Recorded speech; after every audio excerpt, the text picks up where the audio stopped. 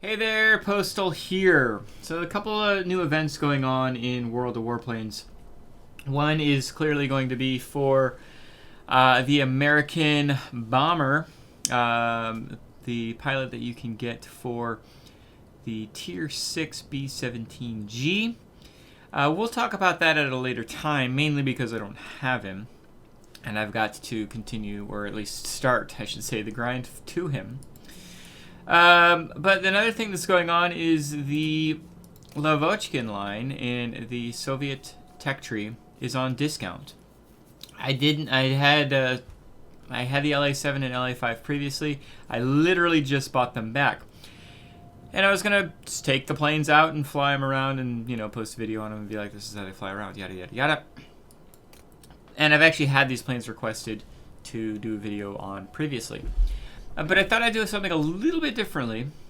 And I'm actually going to show you what I do when I first get a plane. At least in this situation, I'm going to be showing what I do when I get a plane that I've already fully researched back. But I also want to speak to what I do when I get a brand new plane.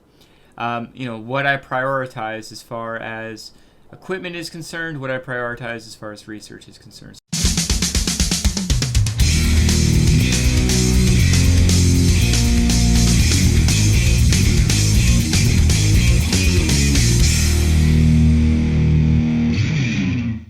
Very often what you'll do is there's two different thoughts.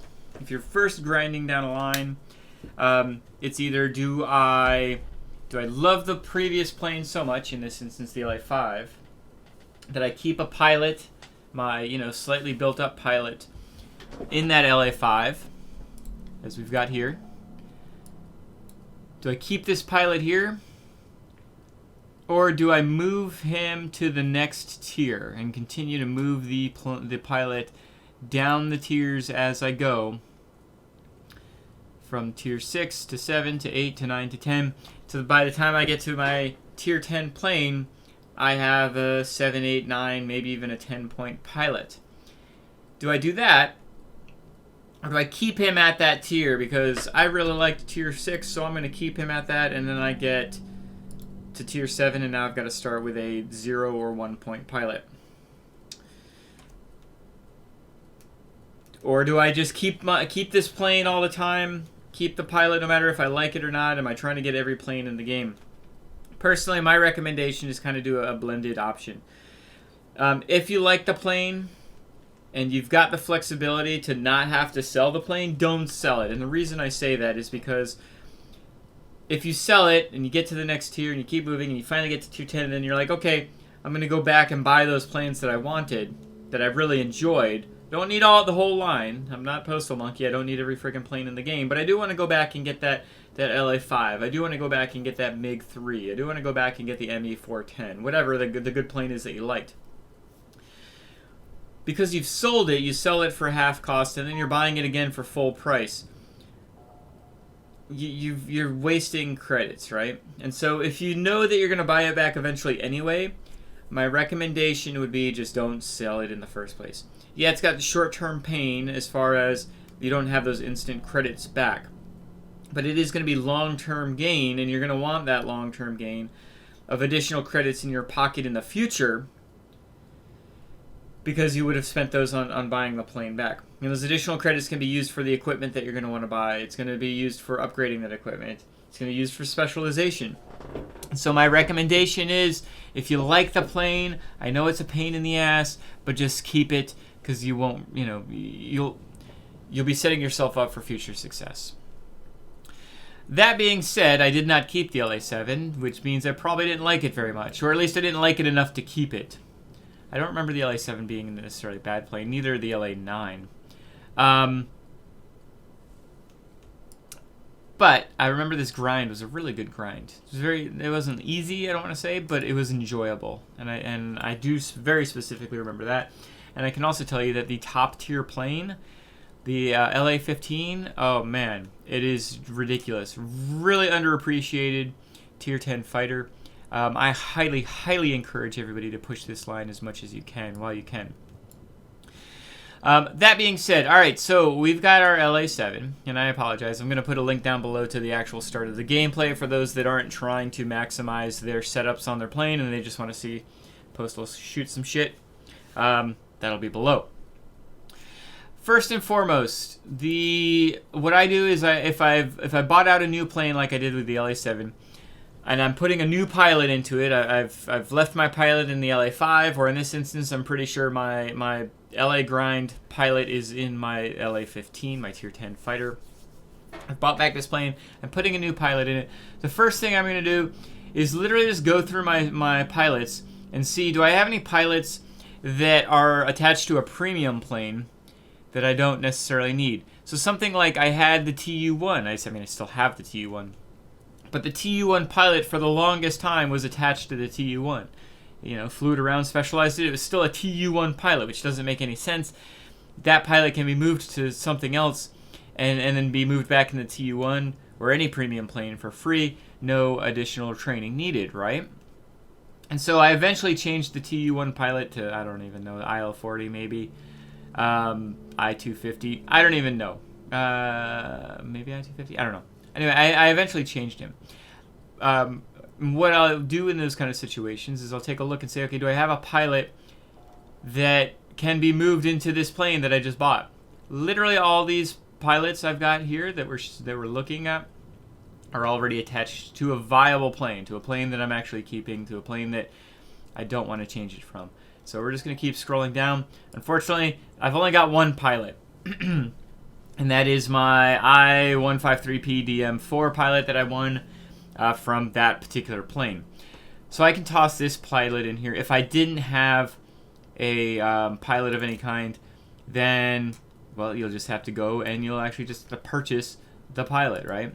When there's no pilot in here, you have the option to purchase a pilot. I don't necessarily recommend using gold.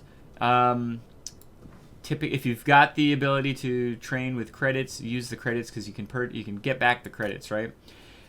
Free, I would only use free if I wouldn't. I was gonna say I'd only use free if I don't have the credits to get 90% training, but then I honestly just wouldn't train it. I'd go do something else and earn my 100,000 credits, right? 50% pilot is severely detrimental to your ability to grind out a plane. It's going to be very frustrating. You know, the pilot's just not going to do the things that you want a pilot to do. So if you don't have 100,000 credits, honestly, I'd go out there and go grind yourself 100,000 credits and then come back and change your pilot over to this. Again, the 400 gold just seems a little bit too much for my taste. If you've got a bunch of gold lying around, then so be it. But what we're going to do here, I'm going to highly recommend everybody use credits because you can get your credits back, earned back pretty quickly. And it trains it to 90%. Yeah, if you're putting a pilot in here that has a bunch of points, all those points aren't going to work appropriately when you're at 90%. They're only going to work appropriately when you're at 100%. But that's, it's anywhere between 2 to 5 games and you'll be at 100%. So is it really worth paying 400 gold for 2 to 5 games worth of gameplay? I don't think so. But I did want to make sure everybody was aware of that option. All right, so I now have a 90% pilot with 1 skill point. When I look at a plane, whether it's a fighter, a heavy fighter, multi-role, whatever it is, I do take a look and I say, okay, so what's my first skill set going to be? For some planes, you desperately need like firefighter. Meaning things like Zeros, the Yaks, whether the Yak mediums, Yak multi-rolls or Yak light fighters. Those are really the only ones that I desperately say firefighter is 100% needed on. And if you've got a point, put that on there first. Those planes aren't going very fast anyway, so it's not like getting any kind of additional engine speed is going to be helpful. Being set on fire happens quite often in those planes. And, this is definitely a skill set that if I've got a point lying around, I definitely want to use that first. The Lavochkin line, I don't remember really being set on fire all that often. So, in this instance, I won't actually be utilizing my skill point right now. And the reason being is because if I set a skill point, even for something like Firefighter, which could come in handy, I'm going to have to pay money to reset that. The more skill points you've got, the more money it costs to reset it. So it's not like it's going to be overly expensive if I put Firefighter on here. And then once I got my second pilot point, to reset it and change that pilot point to Marksman 1 or Engine Guru 1 or Aerodynamics or Aerobatics Expert. It's not going to be end of the world kind of situation, but my overall mentality is if I don't need to use the pilot point, then I just save it to help me save, again, to help save credits. I'm trying to be efficient here. Yet, granted, my North American server planes, I had premium time for quite a long time. And I still had, so I had flexibility on my earning potential. I still would have this mentality because if you have this mentality and you're making those additional credits, then so be it. You've got additional credits. And I'd rather have that flexibility than assume that, I've got premium time, so I can just kind of waste the credits that I've got going on. So in this instance, I've used 100,000 credits to change my pilot. I've got one skill point, and I'm going to let that ride because unless I play a couple games and I get set on fire every 5 seconds, I don't feel the need to get Firefighter. So for the equipment, we are unspecialized clearly. First thing I'm going to take a look at is, do I have the credits to be able to put consumables in? And so I'm going to want to put consumables in. I have flexibility. I know that I get value out of my universal ammo. You might not. And so don't feel like you need to use universal ammo. Definitely don't use gold ammo. For the love of God, don't waste freaking money on gold ammo. Either use universal ammo or use nothing. As far as my airframe is concerned, I take a look and I say, okay, well, what plane am I flying? I'm flying a fighter. So for my airframe here, I'm typically 95% of the time going to use pneumatic control assist to get myself some extra turning ability when I desperately need it. The argument could be made for emergency control system as well instead, I should say. It really just matters your flying style. If you tend to get beaten up a little bit, then you might want to use the control system. If you tend to avoid those shots, use pneumatic control assist. Again, it just matters your play style. I use pneumatic control assist. For consumables, for me, I use first aid dressing. If I feel like my plane's something that catches on fire a lot, I'm still not going to use fire extinguisher on a fighter, I should say. I'm going to use the firefighter skill. So keep in mind the firefighter skill is engaged when you're actively maneuvering, meaning you're dogfighting or you're just turning. Fighters are built to turn. Even the ones that don't turn very well still turn well enough to utilize the firefighter skill.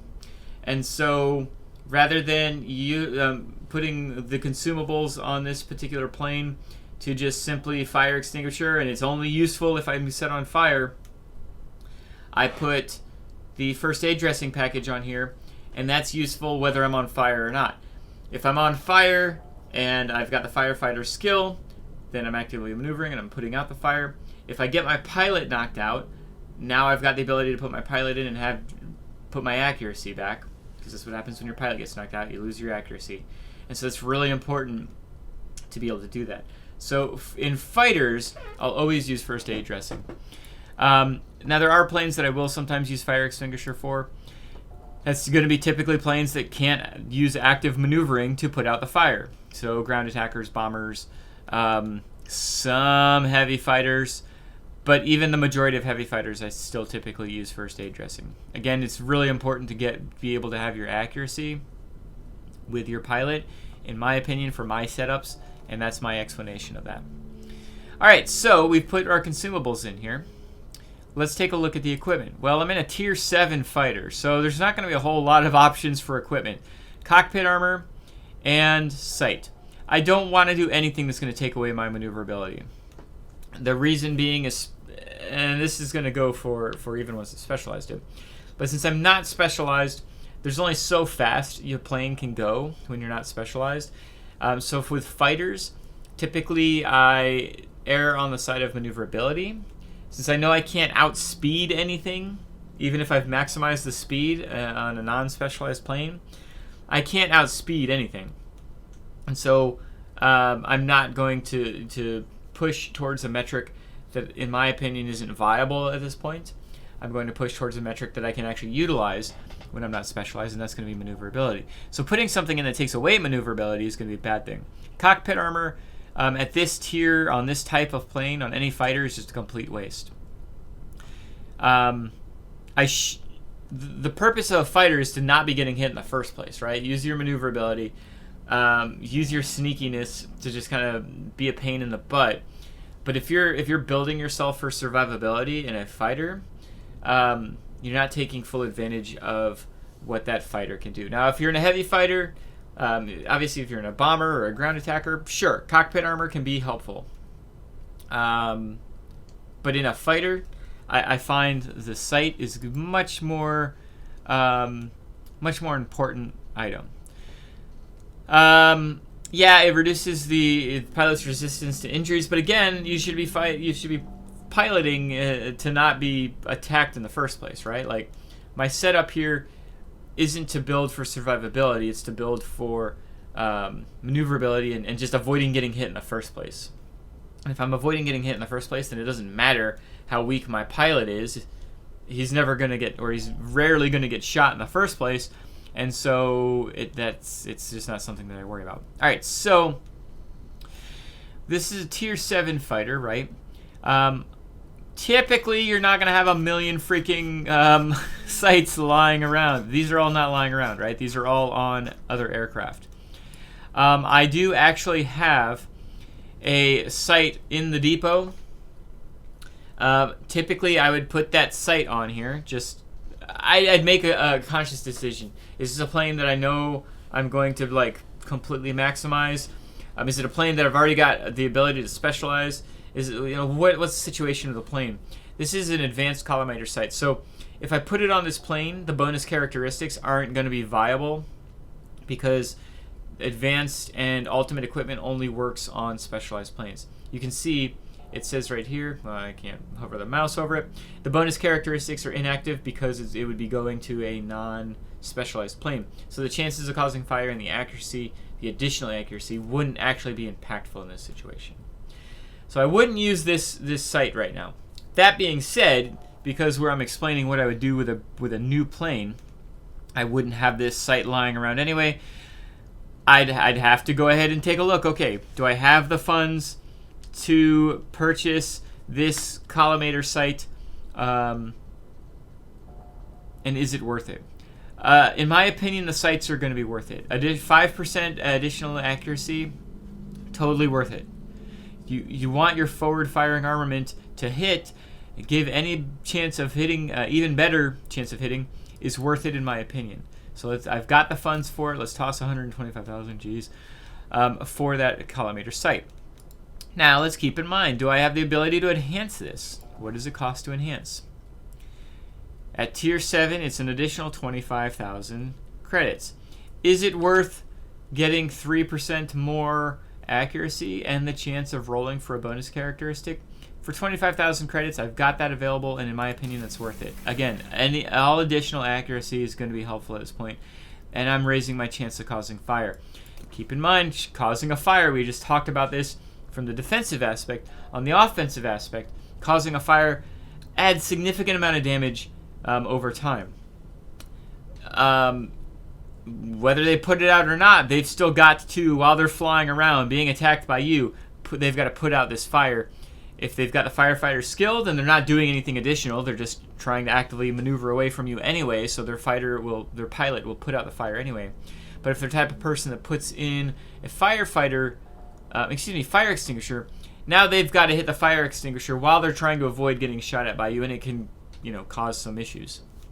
So setting an enemy plane on fire is never a bad thing, and just adds additional damage output that you're going to be doing with your plane.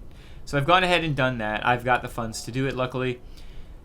Let's go ahead and take a look at what my next option is. So I do try to look in the future. When I specialize this plane, I will have the engine equipment slot unlocked, and an additional airframe slot unlocked. Right now I just have one. And what I mean by looking to the future is eventually I'll have 2 of these options. So I want to say, well, what are my 2 options going to be? Again, I don't really want to have something that's going to take away from maneuverability. So polished skin and reinforced airframe are probably going to be my least option. They're definitely my least option right now. Definitely not doing them right now. But even once I specialize, I'll have to make a decision if I do polished skin. At that point, I probably do want additional airspeed, but I'm not sure I'd want that additional airspeed at the detriment of my maneuverability. So it's just something to think about. Right now, I'm going all in with lightweight wing frame. Again, the maneuverability is important with a plane like this. Yeah, it's not the turniest of turn fighters. This is not a yak. This is not a Zero. But still, it's going to be more maneuverable than a lot of the planes you run into. And you're just not going to have the airspeed that you want at this point. Once it's specialized, it's going to be a game changer. Maybe you could get some additional kind of help with that airspeed. We'll make that decision once I specialize it. We might change our opinion once we fly this plane some, right? Right now, I'm making this opinion based on the previous plane in the tier and from my understanding of what the future plane is going to be like. That could change once I fly it, right? So I could totally, I'm not going to change the equipment here. But I could say, okay, you know what? The plane has enough maneuverability. I really need more airspeed. Or the plane doesn't have enough maneuverability, but the airspeed is just so poor that I just need that no matter what. You could run into a situation where you're in a heavy fighter, and typically in a heavy fighter you'd put polished skin on there because you want that airspeed. But you keep running into situations where you keep getting your wings knocked out, or you keep running out of hit points for whatever reason. So you may adjust your equipment on your airframe, engine, forward firing, whatever, it doesn't matter. You may adjust at a future time frame based on your gameplay that you've had with that plane. That being said, let's go ahead and get lightweight wing frame, and we're going to go ahead and purchase that. So that's going to help my maneuverability even more. And we're going to try to enhance it because, again, it's 25,000. I've got the credits. It's going to help my roll maneuverability. It's going to help my maneuverability in turns. And we're going to get a bonus characteristic, which is going to be wings resistance to critical damage. That's awesome. So that way, hopefully, I will not have my wings knocked out nearly as much. All right, so we're going to go ahead and apply all this and be done with it, right? Excellent. So we just spent all that money. How much money did we just spend? Well, we spent $100,000 for the pilot and $300,000 for the equipment and $18,000 for the consumables. So we have spent like 418,000 credits on top of the purchasing of the plane. And we haven't even put any paint on it. So I like to put paint on it, and I'll talk about why in just a second. But again, I've got some flexibility with my credits. Again, the purpose of me talking about this is, yeah, the Lavochkin line's on discount, but this doesn't mean you can just buy the plane and get right into it, right? No matter what, you're going to have to spend something to get the pilot trained to it, because you just don't want to fly a 50% pilot. Yeah, you don't necessarily need to add consumables or equipment, but you're putting yourself at a severe disadvantage. And again, we haven't even talked about the upgrades. So you get this plane stock, but we're hoping that the engine and the guns are going to be available. So it's really important to kind of look to the future of each of your tech lines and see, well, especially with the guns more than the engines, what guns could be researched on my plane already because I've already gone down some of the other lines. And you can see that by checking the module details.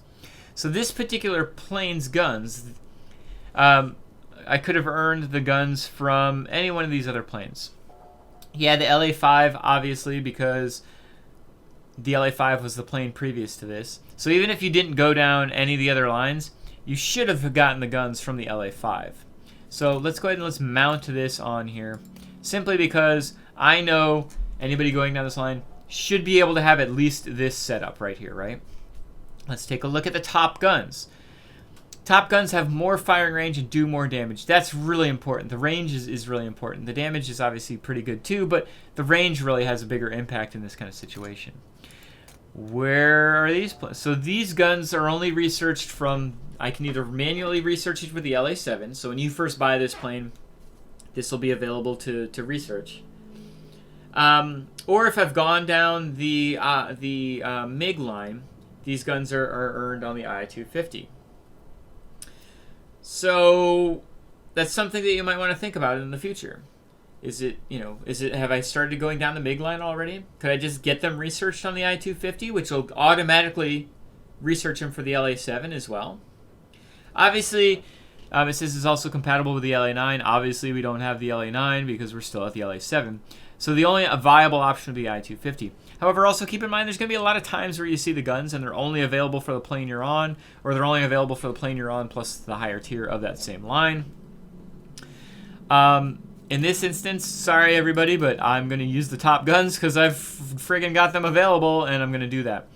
But keep in mind, this all could have cost me credits. I don't even know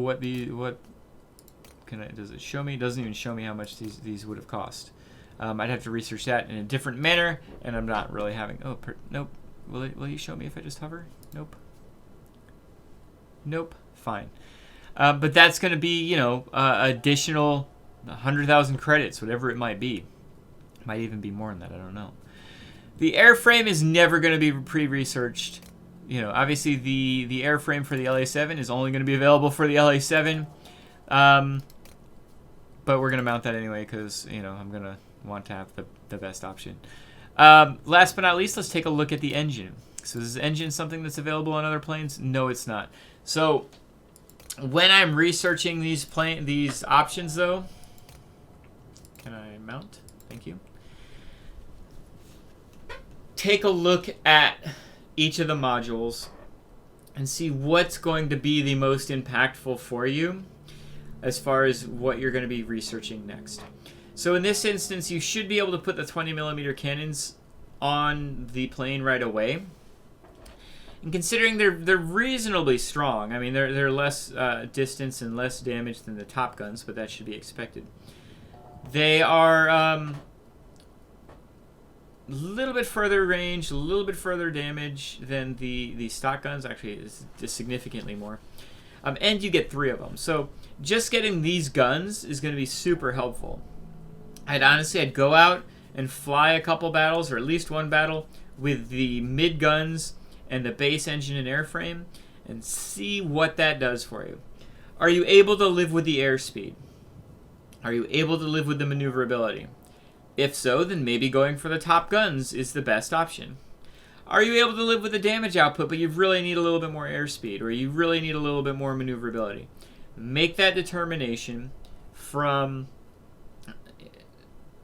at that point and say, okay, I can live with these guns, but I really need some more hit points, so I really need some more maneuverability, or I really need some airspeed. And make that determination, okay, well, so you know what? I can live with the guns, so let me get the top engine. I can live with the speed, let me get the top guns. Sometimes you're going to look at it and be like, well, the top engine is, 10,000 XP, and the top guns are 30,000 XP. So yeah, I would rather have the top guns, but I can get the top engine in like 2 games. I'd rather just get that, spend the money on that, and at least I'll have a little bit more airspeed, and then I'll really grind for the top guns. So you want to make that conscious decision as you get your new plane. What's the best route for you? I know personally, typically getting the top guns is most important to me. It's not 100% across the board, but I will typically fly the plane a couple times to determine, do I want harder hitting guns, or do I really need that extra airspeed? Do I really need that extra maneuverability if the airframe offers extra maneuverability? Sometimes, especially some of the earlier British planes and some of the German planes, like you need the upgraded airframe to even get better guns, or to get, I was going to say to get better engine, but that's not necessarily true. So, I mean, just keep that in mind. It's not always straightforward like it is with the La-7, but keep that in mind when going forward. All right, so we've got the top stuff because by God, I've got the top stuff, so I'm going to use it. But you're probably going to start off with base engine, base airframe, and the mid-range guns. The plane's probably still going to be viable with that. Just be mindful of your tier 8 battles. All right, last but not least, this is the thing that's needed the least, right? And that's paint. That being said, if you've got the flexibility, put paint on your planes. It's expensive. It is. Especially if you go like all in. You've got a couple different options. One, for your paint, you can do universal paint. Now, your universal paint, it's viable on every single type of map. Summer, winter, desert, marine map. So if you're out in the American Southwest, that's the desert map. If you're flying in Switzerland, that's going to be your winter map. If you're doing some of those islandy type maps, then it's going to be your marine map, right? This paint, if you just purchase the paint, when you go to winter, you can see that it's highlighted 30 days, 30 days, 30 days. So you just have one paint scheme that impacts every single map type that you're in. This paint helps with 10% concealment and 5% tolerance to damage from AA guns. Obviously, the tolerance to AA guns is very helpful, especially if you're in a plane that's going to be in the sector for a long time, like a turn fighter. Concealment is always helpful just because the enemy can't see you as quickly as they'd want to. This one-time payment for the paint will last you for all 4 of the map types, and you can move along with your life. If you've got the funds for it and you think it's viable, you can actually change your paint per each map type, and you actually get a much bigger impact. You get double the concealment, you get double the tolerance from AA guns, and you actually get some tolerance to rear gunners as well, which can be helpful when you're in a turn fighter and you're down there near the ground and there's an IL-20 shooting at you. It's helpful to not take as much damage. It's not going to necessarily save your life, but it could get you out of trouble quicker, so you can get away from that rear gunner a little bit quicker. That's pretty significant. If you value concealment, if you value your ability to survive damage, this can be very, very helpful. And typically the paint looks better if that's a thing to you. So be it.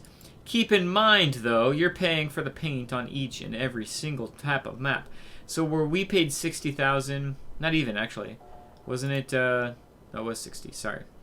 We paid $60,000 for one paint that worked on 4 different maps. Now you've got to pay 4 different maps. You get double the amount of impact plus a little bit more, but you're paying 4 times as much. Is that worth it to you? That's up to you, right? I've got the flexibility with my funds, barely. I'm really running low on credits, but we'll get that turned around hopefully. I've got the flexibility with my funds, and this is probably a plane that I'm going to be playing for a while because I want to try to get specialized, so I'm going to put that paint on there. Now keep in mind, if you want to put some paint on there but you don't want to spend as much, you can do the 7 days. It's not really worth it because you're paying only half as much and getting a fourth of the time frame. But if you just need to get in the last little bit of a grind, you can do 7 days and do the universal paint scheme for that 7 days. So you're spending literally half as much. If you just know you're going to grind it out in a week, that might be the viable way to go. Your decorations, your nose, and your emblems, those are going to be specifically helping the pilot build their skill percentage. So it doesn't matter what you choose. If you want to choose something, this is going to help your crew experience, right? This is really just looks. What looks cool, huh? Huh? So what kind of paint scheme do you particularly like? I'm going to go with this one because why not? And again, it's all spending credits at this point. Your emblems, you win emblems. So there's no reason to use any of these emblems. So even if they look like really cool for whatever reason, you think they look awesome, that's great, but that all costs extra credits, 40,000 per. The more you play the game, the more you're going to win a bunch of free ones. And there are a bunch of cool free ones, except for this freaking UFO one, which is really underwhelming. You could be ironic and put 4th of July on your Soviet planes. If you have this particular emblem, for whatever reason, instead of the 2% crew experience that all the rest of them use, this particular emblem gives you 5% aircraft experience. Now, 5% aircraft experience on a plane that you've already fully researched, that you're working on specializing, you should be putting your crew experience, your plane experience towards your crew. So this 5% plane experience is actually 5% crew experience. And considering I've got a 90% pilot, I'm going to take advantage of that. Typically, I will put on an emblem that I actually find fits the plane's motif a little bit more. In this situation, I'm going to be a greedy monkey and try to get as many pilot points as possible. So we're going to put this particular item on there. So this is an additional 280,000 credits that I'm utilizing. We're up to 700,000 additional credits for this plane, and I haven't even flown it yet, including the equipment, the consumables, and this paint. That adds up, right? Last but not least, for the love of God, accelerate crew training if you're done researching everything. I've got the max engine, I've got the max airframe, and I've got the max guns, and I've already researched the next plane on this line, the La-9. So I'm going to accelerate crew training. So that way all of my aircraft experience now goes towards my pilot, and I'll be able to get my pilot's points up higher, get my pilot's experience up higher quicker. So that's just some background of the steps that go through my head. I know I've talked for a long time. This is obviously just more meant for those who are new to the game, but maybe it could give some help to those that have been around for a while but still want to try to maximize their setup. So, yeah, let's go ahead and let's hop into a freaking battle now, and let's see what the La-7 actually does. Be ready. Well, we're in a lot of trouble already. Forgot with the bomber missions going on, we're gonna have a lot of bombers out here. So we've got a B-29C on the enemy team in a very good pilot's hands. So we've already lost this battle, it feels like. We've ever gone against Siegfried and his 75% win rate. But let's see. There's a B-32 as well, and there's a specialized Key 94. So a lot of planes that we're not going to not going to be able to do a lot against, like those bombers, or planes that are going to be able to counter us pretty hard in that Key 94. Tier 8 specialized altitude turn fighter. Key 94 might be, honestly, the quintessential, the best plane in that particular line. I certainly think it is tier for tier anyway. Is the best plane on that line. But anyway, that's not the point. The point is not necessarily what the enemy plane has, it's what can I do with the plane that I have. So this plane has reasonable altitude, not really, it's kind of low altitude. But its strength is its ability to put out volume of fire. Remember, our cannons are centrally located. We have 3 cannons right behind the engine. Let's go ahead and try to put that to good use. Alright, so they've got the mining facility, of course, already. They've got 2 American bombers. I just lost my sound. That's awesome. Let's see what we can do here. If I can do anything. Wasn't expecting the key to be over here. Unfortunately, he is. And we're just going to die. So, let's go ahead and die then. See if I can hit my air brakes, maybe. It's about all that's going to help me. Yep, got my wing knocked out, so just wasting his time, wasting my time. So be it. So So since we're not able to do anything versus that guy, I'm not going to be pushing myself towards the garrison that he's going towards. We need to put ourselves in a place where we can have a viable impact. He's going that way. So let's go ahead and let's head to the other garrison. Obviously, I cannot capture...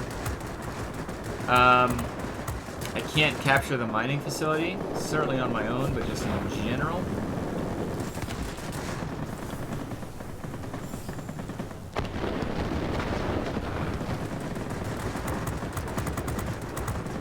Let's see if I can get this guy knocked out. Alright, cool. So we're defending the center reasonably well. Problem is, there's only so much defending you can do versus bombers of that type.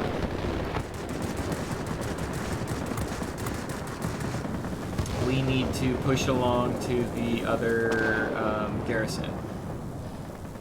Shoot, this F2J is going to wreck my butt. And I don't want that. It's not my playstyle. So what I'm doing here is I'm making sure to tap, tap, tap these guns. I don't want them overheating. There we go. Alright, so we need to get to this garrison, right? So that key 94 is, you know, doing key 94 things. I need to avoid him because my plane literally, no matter what, can't do anything versus him. He's already shown me that he's competent enough pilot to use his plane properly. And so if he's a competent enough pilot, then there's just nothing I can do. His plane has everything better about it than my plane is. And sometimes you just need to recognize that. As good of a pilot as I am, and I think I'm a pretty good pilot, there's still going to be times where I'm against pilots that are better than me, or people that are in planes that are better than me. And to be honest, I think I might be going against somebody that is both a better pilot and in a better plane. That's a bad combination, right? So we've got an a bot LA-7 here. Knocked out his engine. Unfortunately, he knocked out my tail, so that means very, very awkward for my turning abilities here. I want to... Now he's knocked out my engine, so now we're in a lot of trouble. Really bad... getting my tail knocked out really screwed me over there, unfortunately. Doubly unfortunate. It took too long to kill him. Let's see if we can't get this garrison again. Both bombers are down here doing whatever they're doing. Don't really need you over here at the garrison, boys. I can get the garrison.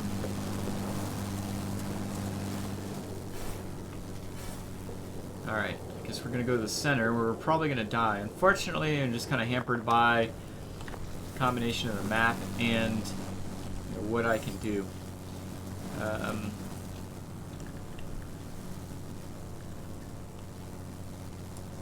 Is he paying attention to me? He certainly seems to be. Nope, he's actually turning the other way. Cool. So we'll try to get up here.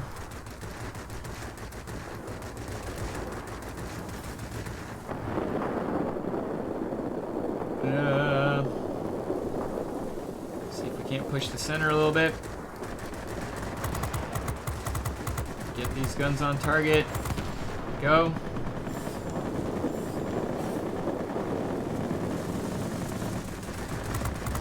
Get these guns on target. Did I overheat them? Gotta keep looking at the map because I know this key 94 is gonna be behind me somewhere. They've almost got us. Don't have the ability to speed. Sure would like some speed. Trying to see if our bombers are going to get that mining facility in time. Doesn't really seem like it. M. Wood's a pretty good bomber pilot, or a pretty good pilot I should say, but obviously having some struggles right now. Just tapping and tap, tap, tap, tap, tap, tap, tap. Try to get down now.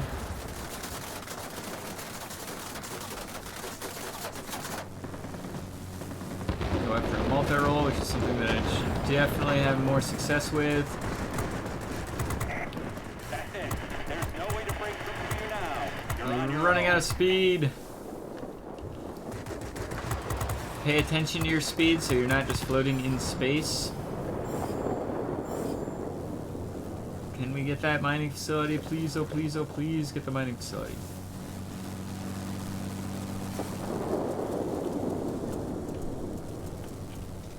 There's that guy there, doing that guy kind of stuff.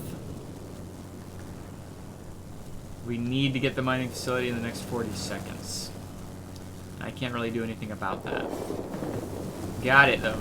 Excellent. Okay, now I need to stay alive. Ah! I can do something about that.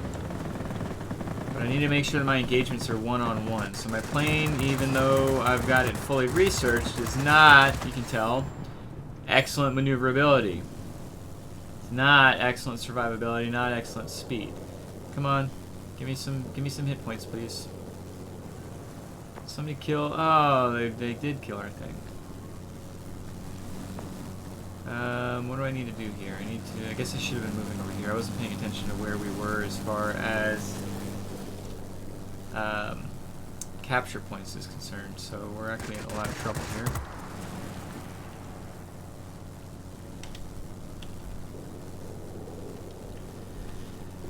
Oh well.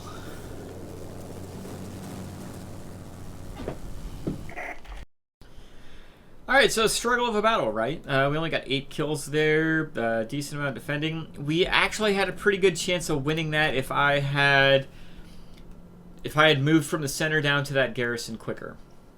Maybe we could have captured that garrison. I don't know. But I should have been thinking ahead about that, and I just clearly was not. Obviously, being bottom tier in a battle like this, on a map like this, has a lot going against you, right? But that can't be a good excuse. And what I mean by that is, I mean, there's going to be games where you're bottom frickin' tier against top tier spec planes on a map that sucks. Like, is bitching going to do anything about it? Now, it might make you feel better for a minute or two. But honestly, all you're going to do is feed into the negativity of that and not get any better. You're going to join a game and be like, well, the game's already over anyway. I might as well not even try. And so, I mean, I even mentioned that at the beginning a little bit, right? Key 94-2, really tough plane to go against for my one-on-one engagement. Siegfried and his B-29C. Siegfried in any bomber, stupid difficult to beat. But we actually had a chance here. And I'm flying around with a 90% pilot. In a plane that is clearly not meant to destroy anything on the enemy team that was being flown by humans. I know that we could have won that, and a lot of that has to do with my abilities and my thoughtfulness of the battle. Obviously, as I play the La-7 a little bit more, we are going to be better synced up with how the guns work. There's quite a few times where I wasn't aiming properly. There's a couple times where I overheated the cannons, right?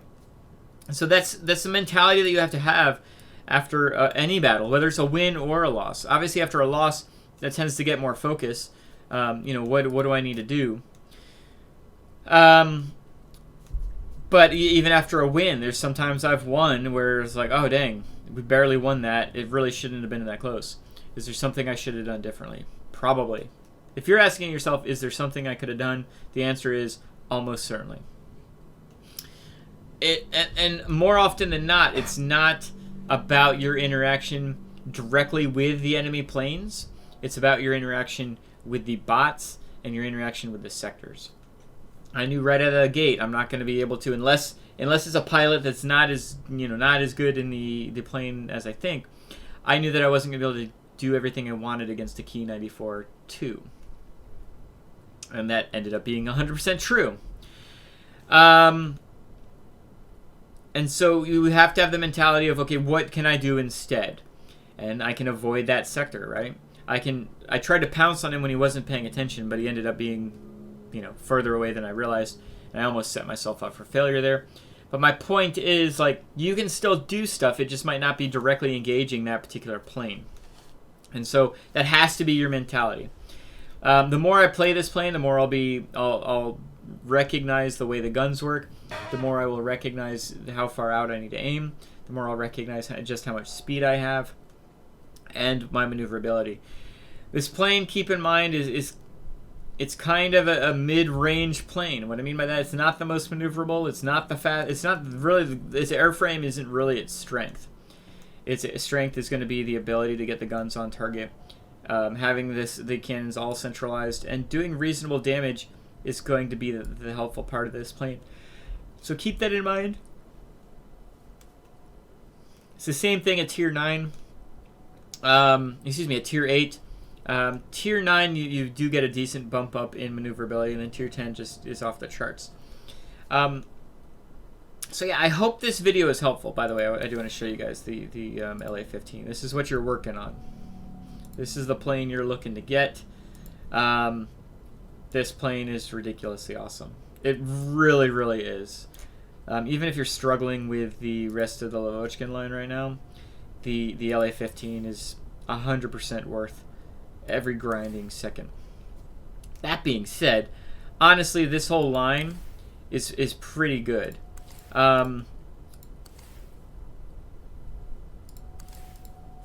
There's definitely some odd ducks on it. You start off with the Lag 3. It's not a very well-liked plane, but it has centralized cannon. You've got the ability to put some damage out. Again, it's kind of that balanced approach. It's not the most turny. It's not the best airspeed. It kind of just does a little bit of everything. So you really need to be mindful of what you're up against and what you can do against those things. The LA-5, really good overall plane at Tier 6. Again, none of these planes are anybody's going to say is the best for its tier, but they're well balanced and they can put out some damage. The LA-5 and the LA-7 are very, very similar. I mean, look at them. In the way that they play, the LA-7 has 23mm cannons, where the LA-5 has 20mm cannons. Otherwise, there's not a whole heck of a lot of difference, so it could be kind of disappointing jumping up to this one. The LA-9 does have, if I remember correctly, it has a, it actually has a rocket in the back of it. Yep, see, got a little rocket, so you get a little bit of extra boost. Doesn't make you fast, it just helps with your boost. And then you get 4 23mm cannons. So you get a pretty darn good amount of volume output. And you can see like $250,000 just for the guns. So you can see like mounting guns, mounting equipment, like adds on. And I spent more on equipment and on equipment and consumables than I did on the actual plane almost. This is the LA-160. This is the first plane on the line where you actually get a real jet. It's kind of a different playstyle than the rest of the line, though, because you have 2 30mm cannons. Got this tadpole look to it. I really enjoy this plane. A lot of people don't, but 2 30mm cannons is a pretty divisive setup for any planes. Either you like it or you don't. I like this setup because the guns actually have a reasonable range. And so it can be a viable plane. And then, like I said, you end up with the LA-15, which is just one of the most underrated Tier 10 fighters in the game. So the LA-7, is it a great plane? No, I honestly can't say it's a great plane. Can it be a good plane? Yes. It can definitely have a positive impact on a battle. You guys just saw me in a Tier 8 battle, which can always be a struggle. But this whole line is that jack-of-all-trades type fighter. Put good damage output, and otherwise just be a thorn in the enemy's side. Hopefully this was helpful. Hopefully the entire talk of a plane setup was helpful to you. If you have any additional questions, feel free to comment down below. I really, I try to respond to all the comments. You can also hop into my Discord. Link to that below as well. And yeah, I know this was kind of a longer video. I apologize for that, but I hope you got some value out of it. And I'd love to hear your opinions. Is there something you do that you find more valuable for your play style? Or do you set up your plane exactly the same way? I'd love to hear down below, and otherwise I hope you have a great day. Bye.